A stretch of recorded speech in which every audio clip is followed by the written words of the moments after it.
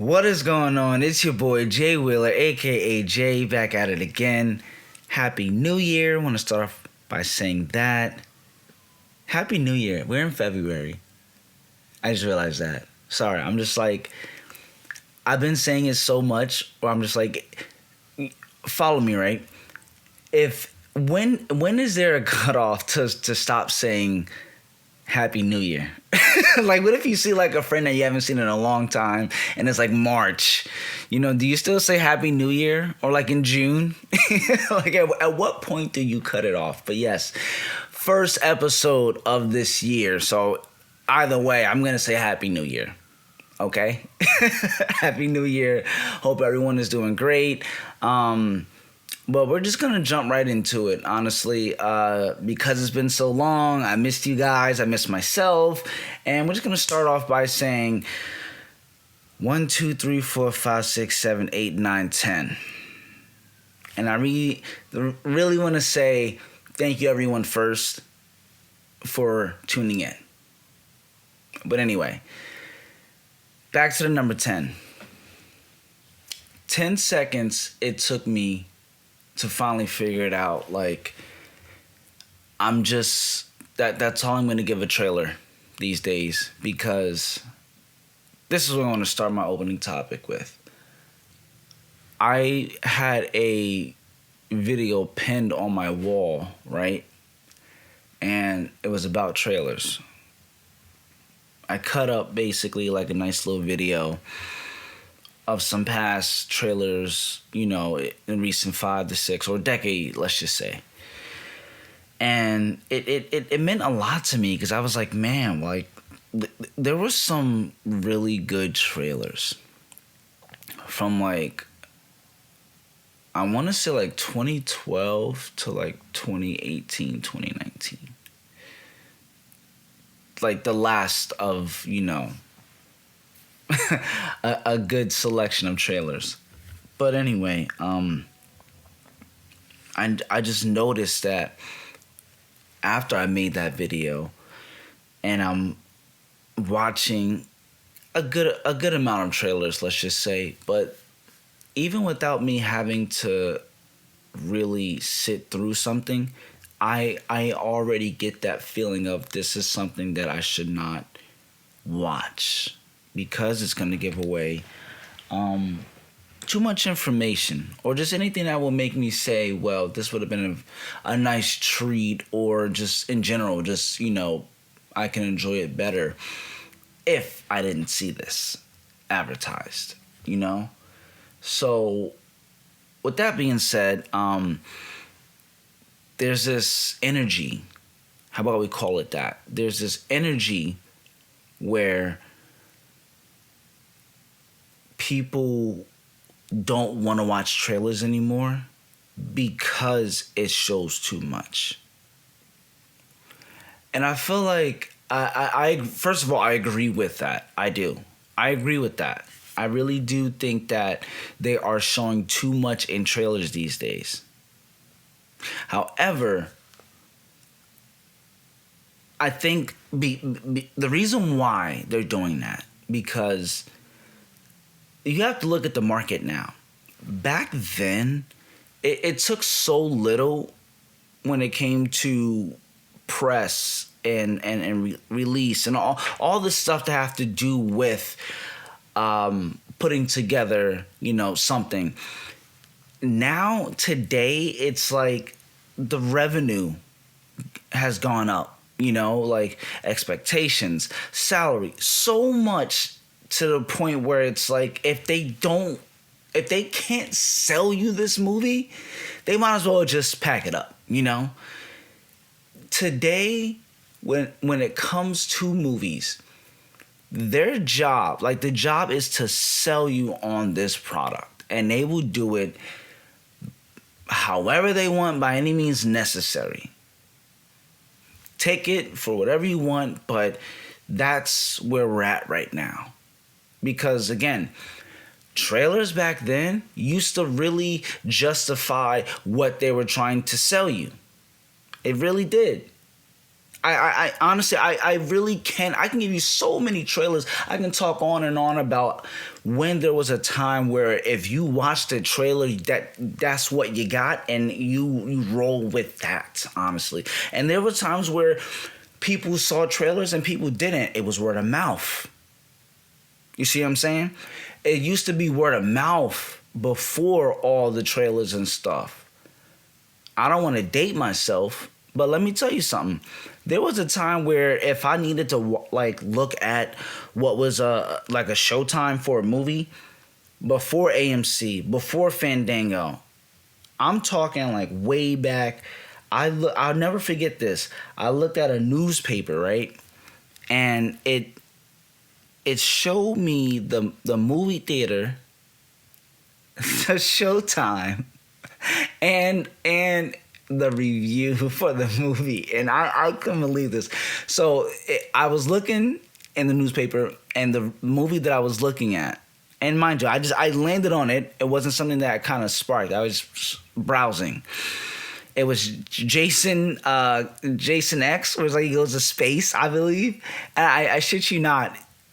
I looked at that and I saw the showtimes. And the reviews were just like terrible. Like the movie was just so bad. And I was just like, oh my God. And I'm looking at this on a newspaper. So it's like fast forward today. I've been such a movie guy, man. Like, damn. To go from looking at showtimes in a newspaper to looking at it online, on an app, on a phone, device. Can we just give a round of applause for technology though? Like, so like, can we just like, just really be happy for how far we came when it comes to this stuff. And what I mean by that is because, listen, when I'm telling you now about these trailers, it all ties in. There was a good time, and it's still a good time now. But the point is how it was with that newspaper when it comes to the trailers. Too much information. Too much information. But since we are on the topic of trailers, I want to give you just a couple, just to name a few, that I kind of was open to, might have passed on it, cut it halfway through, just whatever, because I really did develop this syndrome where I don't want to watch a trailer after the teaser. Let's just say that. There's been some where I just flat out ignored, and they're going to be the ones that I mentioned. But yes, I have definitely developed this syndrome where I'm just like, I can't watch a trailer anymore. I just don't want to. I'd rather just be surprised. Even if it's a teaser sometimes, like I don't care. The only trailer that two actually, make it two, where I was like, I'm watching this because of, I just need to, for the sake of, I need to, is Bob Marley, One Love, and Dune, Part 2. I was like, well, with the Bob Marley, I was like, I'll watch maybe the first trailer, but I don't know about a 2 or 3 and a 4. Same thing with Dune. I was open to the teaser and maybe one more, but I don't want to see like, the blogs, the vlogs, all that extra. Like, no, I kind of just want to just see it. But when it comes to these trailers, I'm going to just throw a little bit out there. Starting with like A Quiet Place, for instance, that dropped today. Yeah, that trailer I remember was like 5-6 hours ago where it came out, and I remember clicking on it, and I don't know, but something clicked in me where I just said nope, and I clicked out. I don't know. I don't even want to say like, oh, it was probably like the time and where I was at. I'm pretty sure with the amount of hours in one day, even if I didn't watch it at that hour, I could have watched it when I got home. I could have watched it when I was at the barbershop, or, this, that, and the third. I just chose not to. I just chose not to because I'm just like, I don't know. Like, I've seen the images and I'm just like, am I really this like trained to just, I wish I could take that energy of like with the whole trailer things and put that into like other stuff. You know how much I would excel and succeed. I'm just like, oh my god, because it's like, yo, like how did I really develop this? Like I used to love trailers. That's crazy to me. Like I'm really ignoring even like a teaser. Like it debuted like 5-6 hours ago. Am I bugging? You know what? Maybe at the end of this episode, I might just like go check it out. Because I'm just like, I can't be doing this. I can't. Maybe it's only like when it comes to the action movies. How about we say that? I like trailers, but I feel like when it comes to the action movies, they show too much. Does that make sense now? Because when has anyone ever say, "Oh man, I just saw the trailer for this new drama movie"? They showed everything. Like, you know, like no one's ever said that about a drama, you know? Like a critically acclaimed. It's always like an action movie or a comedy. Someone's like, you know what, man? Damn, they showed the whole entire movie. Or like comes to action movie, like, yo, bro, man, like he drove the car off the cliff, man, and there was like gunshots, and I'm like, well, that sounds like the whole movie. Yeah. But you never hear someone ever saying about like a sci-fi. They were like, oh my god, yeah, you know, and the way that his body and it was robotic, and they were, you know, just like you don't hear stuff about stuff like that, you know. Always action and comedy. So I feel like when I think I can maybe adjust to this. I know I can. I'm so surprised that I went this long with this perception of me not needing to watch any, you know, trailers anymore. And it's like, no, you know, it's like, and in today's world too, especially like today, you need to have information to have you want to spend your money on anything. Because guess what? The economy today is terrible. Terrible. And I totally understand if someone says, hey, only every now and then I can go check out a movie. Just because if it's not something that they truly want to go see, why spend that money on just for the sake of whatever, you know? Me, on the other hand, I love like movies. I really do. I love watching movies a lot. So it benefits me and how I approach to, you know, want to pursue what I'm pursuing. But a trailer would definitely make you want to say, do I want to spend this money? So here are some trailers that made me say, I might want to spend some money to go see this. Or did. But I just don't know what happened. You see what I'm saying? So after A Quiet Place, right, the new one, we had Beverly Hills Cop. A new movie with Eddie Murphy in it. Coming back, I should say. And apparently, I guess it's like on the Netflix. Am I right? I didn't watch the trailer for that because I love, you know, the previous films. And I was just like, I can't do it. Would I spend my money on that if it came out in theaters? Oh. Yeah. It's Eddie Murphy. And honestly, I mean, I feel like if there was a movie to really make me, like, be happy to support 1,000% and be behind, would be Beverly Hills Cop. Because it honestly, it fits the mode of, or the norm, I should say, of what we're going through today with reboots and remakes, all this stuff, and continuations of franchises that started 20 years ago, but, you know, they wanted to take 10 years between each, you know, first and the sequel and the, you know, and the third. So, I mean, that's pretty much where we're at right now. I mean, we're getting you know, tons of movies, you know, where it's like, this is the fourth one, and they started in like 91. Ooh, bars. So yeah, let's just say, you know, film. Anyway, Roadhouse is a movie that comes out this year, 2024. Seen the original recently, so let's give a clap for that. Just seen the original starring Patrick Swayze. That was something else. But I'm not gonna talk too much about that because you can check out my video for that on my TikTok page. So yeah, I will let you check that out. Said a few stuff, but yeah, I avoided that trailer. I saw like Conor McGregor doing this thing in the beginning, and I decided I'm gonna cut it off. Not because nothing has nothing to do with Conor. It's like I just don't want to get shown too much. Like that was a trailer. You just know, right, when there's a trailer and you're like, you know what, this is gonna show way too much. I can't do it, and that's how I felt with that. You know, and I felt like he was starting to get into his bag too, and I was just like, nah, I'm gonna save it, you know. I don't want to see a trailer, but I felt like it might be important. But again, that's the type of movie too where it's like people are gonna love it or hate it, and I don't want to see anyone's like comments on that. I'm just gonna just block everything from that and just go see it, you know.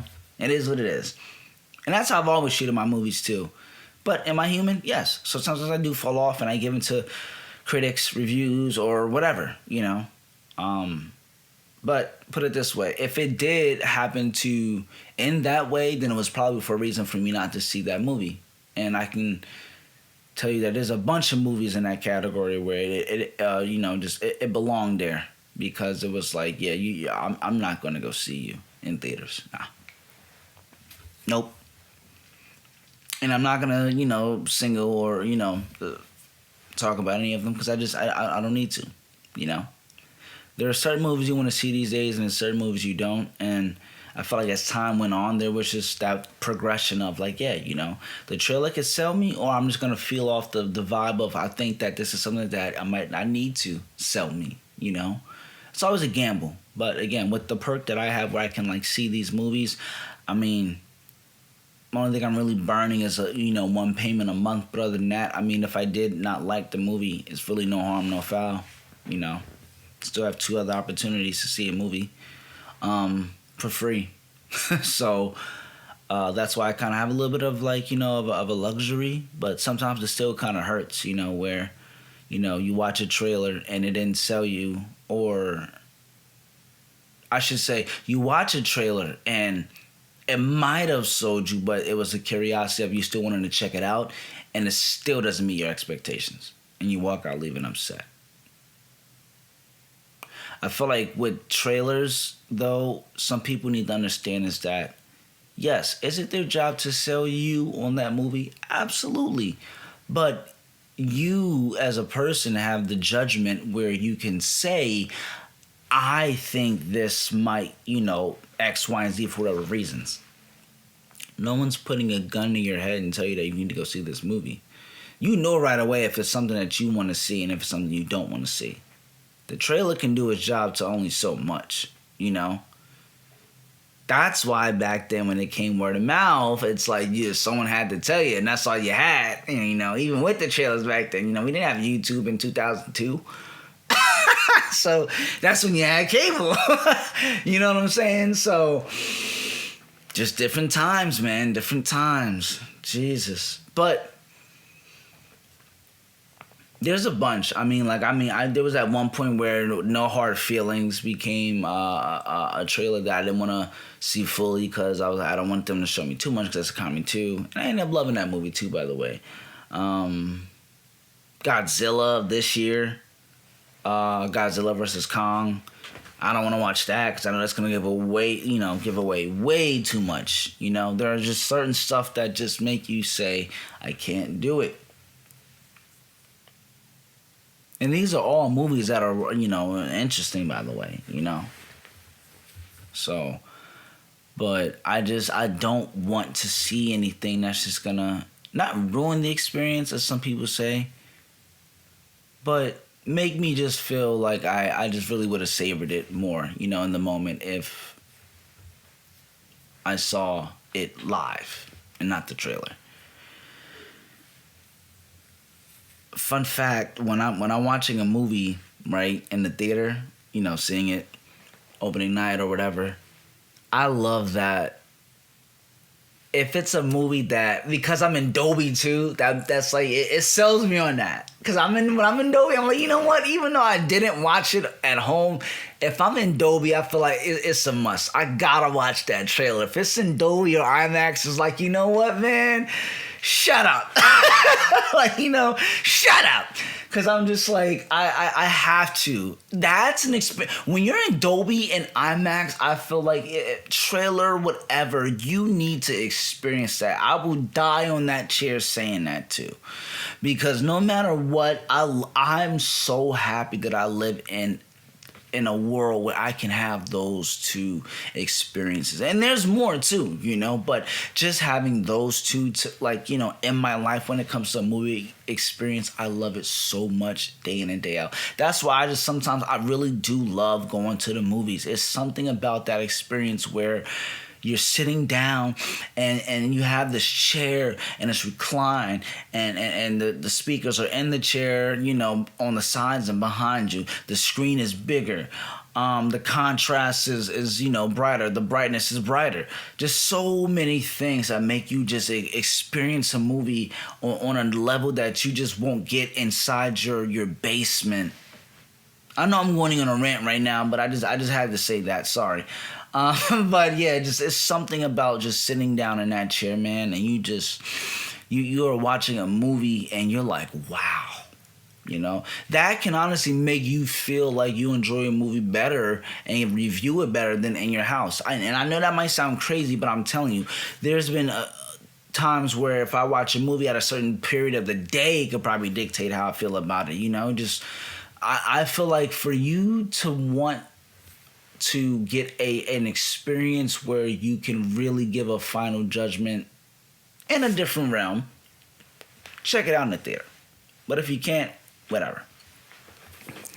But now, I'm gonna move on to what everyone's been buzzing and talking about these days, and that's about this whole controversy with The Rock, Roman, and Cody. I'll tell you this. I love it. I love it. I love it a lot. I do. Yes, I'm aware of this whole Rocky chant, Rock chant sucks, whatever, I'm aware of that, and all I gotta say is that there was a time where everyone wanted Roman versus The Rock, right? And look what happened. We didn't get it. But now we have that opportunity and everyone's like, no, boo. I wish that energy was given to so many other people that came into the business that didn't need to be in there and they still benefit. Oh, I'm so tired of this disrespect to The Rock, man. I hate it because it's like this guy, honestly, he was the most sensational loved guy on the face of the planet, and people turned on him overnight. And it's like now there's this running joke with everything he touches. It's like it crumbles or it falls, whatever business, company, whatever. And I'm just like, yo, The Rock is somebody who literally came off being broke with just how many dollars in his pocket? $7. And it's like, he works hard for what he does. Does that mean everything is going to stick and land? No. But it was like he was trying, he was grinding. No one had a problem with it. Until he just, did what any other person would do when they're in a position of, being a figure and a big person. Like, he's not some just small guy anymore, No pun intended, because he's The Rock. But I'm just saying, like, he literally just went from somebody who was just a day away from being broke again and again and again and again. I don't mind his grind and his hustle and respect. I just don't like that he's getting the disrespect because he wants to come back and give to the company. If you think about it, like when he does come back, yes, it's a bit of a shocker because there's always a timing where there's someone that's hot and they get the belt taken off and whatever. I get that, but you got to think about it too. The Rock was always a guy who he put people over. And sometimes when it comes to wrestling, there's always that, I owe you, I owe you. He developed that. That's the thing. He didn't use all his get out of jail free cards, He just saved them from, when he could just come back and, do what he needs to do. Because The Rock was always, to me, was going to be that guy where he was going to wrestle past the Stone Colds, past the Triple H. Because it's like, look at genetics. Like, The Rock is a guy who literally could do this till he is 52. You know what I'm saying? So it's like, and like do it at like a high level too, not just like 52, just hanging on you like being a bum. Like nah, like he could still do this till he's like 52 and still in good shape. But at the same time, it's like he wouldn't need to prove anything at that point. It was just hanging around, And he doesn't need to be a guy that's hanging around because he's the freaking Rock. There's a reason why he left. At the tail end of his 30s, trying to do the acting, because it was just, The Rock was a guy who just literally just was going to just do whatever to just survive. And I love that about him. Which is why I just don't get the disrespect, because guess what? CM Punk is hurt. Who did you want to fill that spot? Drew McIntyre? Okay. Can't say, I wouldn't be mad at that, but that could have been an opportunity for Drew. And him taking the belt off of Seth wouldn't be bad, honestly. Like truthfully, you think storyline wise, like Drew being Seth would be good. It would be good and is believable, and it wouldn't really like ruffle too many feathers. I get it. People wanted the story with Roman, but they also wanted the story with him and Seth too. It's like at the end of the day, he's getting a story. Remember when Cody didn't have anything? He left, reestablished himself. He came back. I get it. Everyone is loving this whole like high of him. Being here in the company at a different time. Trust me, I'm behind it and I love it. And this part in wrestling, like there's it's so much that you gotta be honest. Like, remember when we didn't have anything and no options? Now it's like, again, everything is just ship shifting, right? Like it's ship shape. I'm sorry, my throat. I needed some water. Like, hold on. Everything is like shaping up to be better right now in the company. Let's just say that. We are at a great time right now where options are not just limited. We're at a point where storytelling is getting better. We're at a point where characters are getting better. People are trying, committing. What is it about The Rock coming back to give back to the company that pisses people off so bad? Because guess what? Once he does this job, which we call it a job, Cody can get right back into the picture.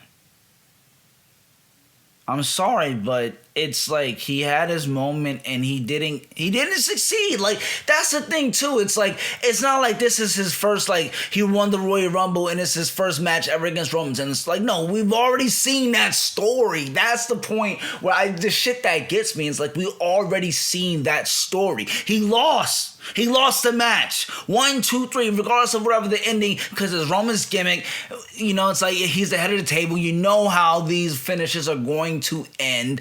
I don't see why him versus The Rock is a big deal now. But it's because, it's The Rock, he's coming. So fucking what? Cody lost last year. The same way everybody else fucking lost. Let The Rock get a chance. But it's because it's The Rock. Oh, I'm pissed. Like, shut. He was going 10 years. The Rock hasn't been back since 2013, where he beat CM Punk for the belt. Ended his days. Bars. Sorry, I just had to mention that. He ended CM Punk streak. Could he end Roman's? Is that a coincidence? He's already did it to CM Punk. Could do it to Roman. But even then, it's like, why are you mad at The Rock trying to just do something like that? Great storytelling. Cody had his chance. And honestly, hear me out. I'm fine with him winning the Rumble twice, but listen to me. Listen to me when I say this. Who in the hell thought Cody Rhodes would ever win the Royal Rumble twice? Because if you did, you're lying. You're lying to yourself. I don't believe you. Because this man was looking like a $180. One DDT away from leaving the company. I honestly had no faith in this guy ever becoming a fucking World Heavyweight Champion. Even now, he's in the company and still not a World Heavyweight Champion. But like I said, he would get his time. But the point I'm trying to make is that he has a chance against Seth, where they already told a story, and they never competed for that big title. They have an opportunity to do that now, at a high level. Why are we happy about that? It was supposed to be CM Punk, but guess what? He's out. Seth versus Cody is still gold. And y'all lying if y'all telling me that The Rock versus Roman isn't gold. I just feel like there's this like a small population of people that are mad about that. Because who can sit there and tell me that The Rock versus Roman is not gold and it's not money? They're in the same family, belong to the same bloodline. Like, I don't even know why I'm even saying this, man. I really don't. Everything works out for a reason, bro. Seriously. We never seen Rock versus Roman. This is going to be so good because we don't know who will win. The Rock could actually put Roman over. We don't know. We've already seen Cody versus Roman. And Roman went over. So we would expect Cody to go over. We don't know who is winning this match. That is great. That is what I'm trying to see when it comes to wrestling, where I don't know who's going to win. Versus I do, or I kind of know because I've been watching wrestling for so long, so I should know. And at that point, it's like, whatever the finish is, whatever, I want to get back to the days where I feel like I'm refreshed. I haven't seen a finish like this in a long time, and I get it. With the amount of years wrestling has been around, there's only so many finishes you can do, especially when it's like you're on a weekly basis, on a Monday Night Raw, a SmackDown. It's like you're telling stories, but it's like, man, these finishes, it's like, there's a lot. But back to full circle. I love that wrestling is in a better place. It really is. And I just want to on this podcast go public and say that I'm really happy and proud of these girls. I know I was just mentioning all the top guys right now, but I spoke about this on my page. And I just really want to address it here too. I'm happy with what the women are doing in wrestling. I am happy that match at this previous Royal Rumble was the match to start the night off, because it blew the top off. I was like, wow. And it just surprises me every time I feel like I'm watching these girls go out and freaking kill it. I love that feeling. I really do. I love that feeling. It makes me so happy because it's like they came a long way and there's still so much to do, and it's just so much. It makes me want to shed a tear because I really remember those days when it came to women wrestling, man. And it's like, wow, they came a long way. And I will be watching wrestling to the day I die. To the day I die. And I just can't wait 10 years from now of how much it's going to evolve, you know? I'm still going to be young. Still going to be young, baby. So it's like, I'm just so excited, you know? Like, watching wrestling as a kid and then watching it now, it's like, it still can be fun, and it's about to be fun. I'm so happy that Triple H is ahead of everything now, and I'm excited for WrestleMania, and I'm excited to watch more trailers because as of right now, I just decided to say, you know what, let me just embrace it a little bit more and try to watch the trailers, you know? Watch the teaser trailer. Because at the end of the day, I still could gain that excitement that I once had before. And it doesn't have to just be, you know, the movies, you know, the comic books of, you know, the ones that I really love. Let it be just for movies in general, you know? Because of how everything evolved and because of how trailers can really make you just say, yeah, you know, this is a movie I really need to see, you know? Because how else would you ever know, you know? How you gonna watch a movie and not even see the trailer for? You don't know what the heck you getting into these days too. So that's what's always important. But I'm happy that I was able to at least talk about that a little bit. You know, the thing about these episodes is that you just never know. No matter how I try to structure it and have an outline, I just always find myself, you know, at least maybe, I guess you can say, you know, getting off tangent or going left field, but not too much. At the same time, you know, I try to bring it back. And there's stuff that I feel like there was moments where I could have, you know, insert there, insert here, but I didn't, and maybe it was for the best. And to be on the air, to be live right now this long, it is pretty good, you know, coming back. You know, I definitely feel like I could have had so much more to say, and I still do, but I'm just sitting here chilling and vibing, honestly.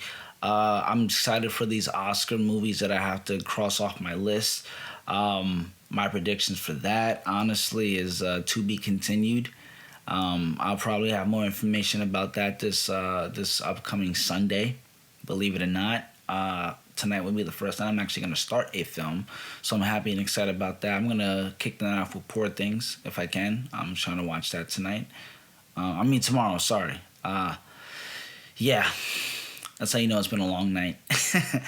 But I really do appreciate everyone who has been tuning in, or if you are tuning in now, you appreciate what I have to say, and it means a lot because I'm just an average Joe. Just kidding. I'm just a guy though, but a guy that's trying to do something that he loves to do and very passionate about. And if you're passionate about something in life, then you know what it's like. And with that being said, I hope everyone have a good rest of their week. Tune in next time. This is the Jay Wheeler Show. One love, Bob Marley. Next week. Have a good night. I'll let you know what I think about that, and I'll definitely be addressing it here because he's one of the biggest artists that I've ever witnessed in my whole entire life, and I absolutely love everything he has to offer as a artist, and I'm excited